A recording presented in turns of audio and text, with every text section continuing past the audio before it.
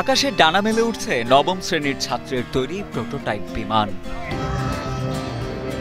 শুধু বিমানই নয়, 16 বছর বয়সী স্কুল ছাত্র তৈরি করেছে একটি প্রোটোটাইপ ড্রোন।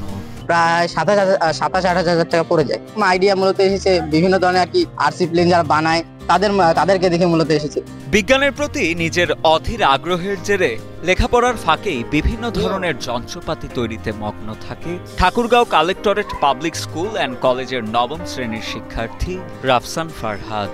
সেই আগ্রহ ও নিষ্ঠাকে কাজে লাগিয়ে 4 মাসের অক্লান্ত চেষ্টায় বিভিন্ন ধরনের বিদেশি যন্ত্রাংশ সংগ্রহ করে ঘরেই প্রোটোটাইপ ড্রোন ও বিমান তৈরি করেছে স্কুল ছাত্র রাফসান। ওর মধ্যে প্রতিভাটা আগে থেকেই ছিল এবং এই বিষয়ে আগ্রহটা থাকার কারণে এই জিনিসটা বাড়াতে পারছে। এটা আমার অনেক ভালো লাগতেছে যে আমার ভাই এত সুন্দর একটা প্রজেক্ট তৈরি করেছে।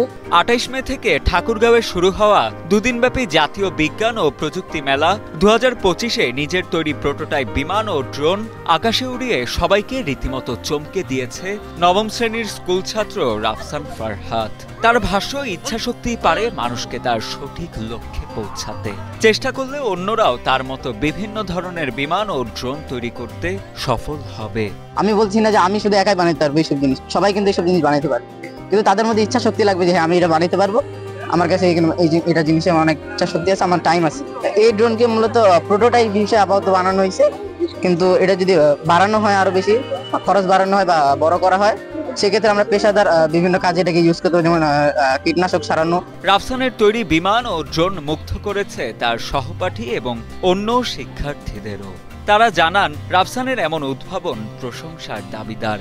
রাফসানের এমন সফলতায় একদিকে যেমন তারা গর্বিত, অন্যদিকে তারা নিজেরাও বিজ্ঞান ভিত্তিক এমন কাজে অনুপ্রাণিত। রাফসান হচ্ছে আমাদের স্কুলের কালেক্টর পাবলিক স্কুল এন্ড কলেজের ঠাকুরগাঁওর আমাদের ছোট ভাই আর কি। সে হচ্ছে ক্লাস 9-এ পড়ে আর আমরা ক্লাস 10-এ পড়ি।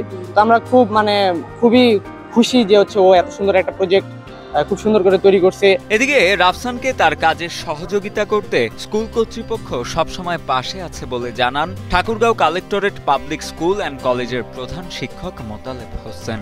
পাশাপাশি রাফসানের এমন গবেষণামূলক ও বিজ্ঞান ভিত্তিক প্রচেষ্টাকে সাধুবাদ জানান ঠাকুরগাঁওয়ের জেলা প্রশাসক ইশরাত ফারজানা।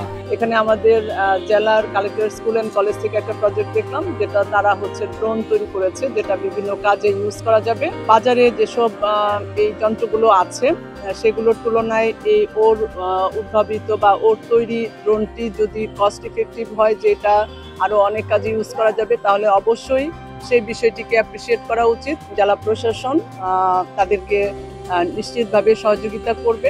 আমি খুব গর্বিত যে আমার স্কুলের নবম শ্রেণীর একজন শিক্ষার্থী এই ধরনের একটি আবিষ্কার করেছে। প্রশাসনের লোকেরা এটাকে ভালোভাবে পর্যবেক্ষণ করেছেন এবং ডিসি স্যার তাকে সার্বিক সহযোগিতার ব্যাপারে আশ্বস্ত করেছেন। যদি তার এরকম সহযোগিতা লাগে, আর্থিক হোক বা কারিগরি হোক, স্যার সেটা কথা দিয়েছেন যে তাকে সহযোগিতা করবেন।